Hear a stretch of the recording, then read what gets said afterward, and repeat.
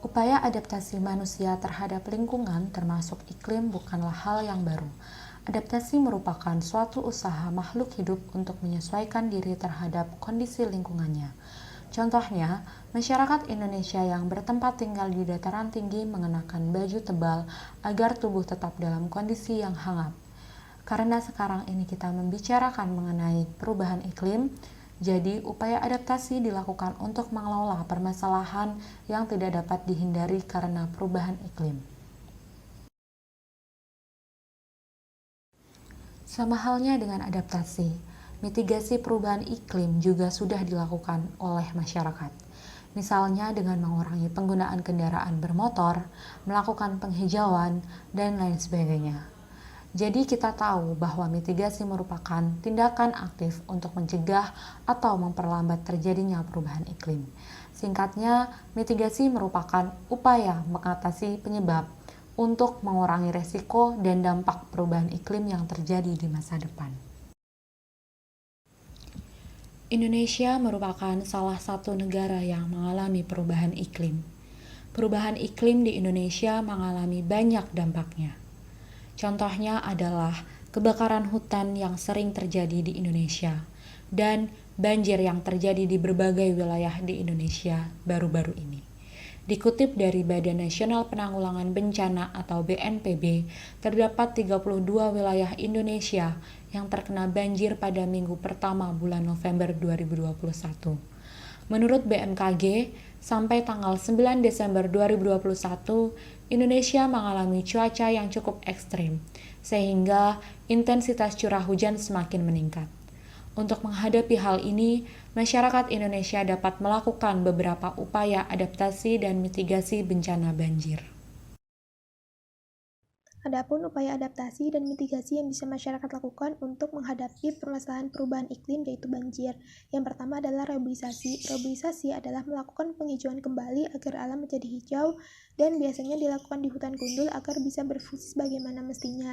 Hutan memiliki banyak sekali fungsi yaitu sebagai penyimpanan cadangan air, pelindung manusia, dan juga aneka satwa. Pengertian reboisasi ini harus diperhatikan dengan baik oleh masyarakat Indonesia, karena dampaknya mungkin tidak bisa dirasakan saat ini, namun bisa dirasakan beberapa tahun ke depan. Oleh karena itu, kesadaran akan reboisasi perlu ditingkatkan kembali, terutama saat ini banyak sekali bencana alam seperti banjir. Selain melakukan reboisasi, masyarakat dituntut untuk memulai melakukan penghijauan di sekitar halaman rumahnya, seperti menanam pohon kecil untuk menyimpan cadangan air di saat hujan. Resapan biopori merupakan salah satu upaya untuk meningkatkan resapan air dengan memasukkan air semaksimal mungkin ke dalam tanah sebagai salah satu cara pengendalian banjir serta untuk peningkatan cadangan air tanah. Selain untuk resapan air, biopori juga berguna sebagai pengolah sampah rumah tangga yang dapat diterapkan di lahan pemukiman yang sempit.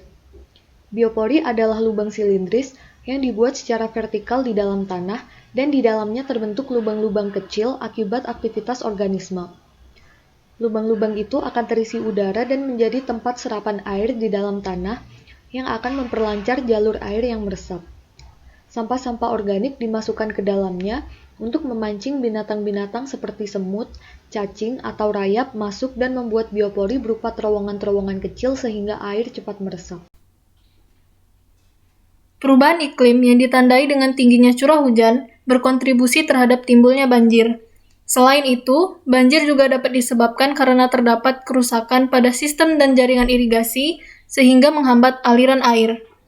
Irigasi adalah usaha penyediaan, pengaturan, dan pembuangan air irigasi untuk menunjang pertanian, dengan sistem dan jaringan irigasi meliputi prasarana irigasi dan manajemen irigasi beserta saluran dan bangunan pelengkapnya. Terganggunya sistem dan jaringan irigasi dapat memicu timbulnya banjir dan berakibat menurunnya produktivitas industri pertanian.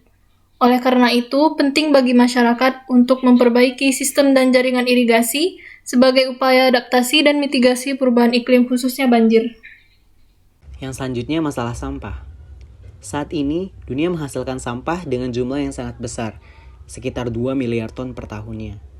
Tempat pembuangan sampah padat merupakan sumber emisi metana terbesar ketiga, yakni melepaskan 15% emisi metana global, atau setara dengan emisi dari lebih dari 21,6 juta mobil yang dikendarai selama 1 tahun.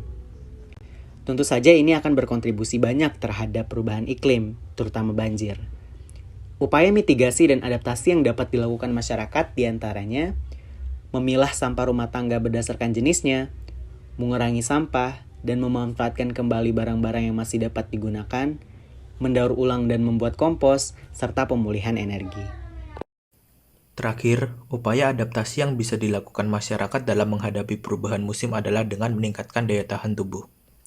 Perubahan musim selalu identik dengan kehadiran berbagai penyakit seperti tifus, demam berdarah, diare, flu, dan penyakit lainnya. Akibatnya, kita sebagai masyarakat harus memiliki daya tahan tubuh yang optimal agar tubuh kita tidak rentan terpapar penyakit-penyakit ini. Cara-cara untuk meningkatkan daya tahan tubuh beberapa di antaranya seperti rajin berolahraga, konsumsi makanan dan minuman yang bergizi, tidur yang cukup, kurangi stres, senantiasa menjaga kebersihan diri dan lingkungan, dan hindari mengkonsumsi rokok dan alkohol. Perubahan iklim adalah sebuah siklus yang biasa terjadi, dan kita sebagai masyarakat harus berupaya bersama-sama dalam adaptasi dan mitigasi untuk menghadapinya, agar kita sebisa mungkin dapat terhindar dari bencana-bencana yang disebabkan perubahan iklim ini.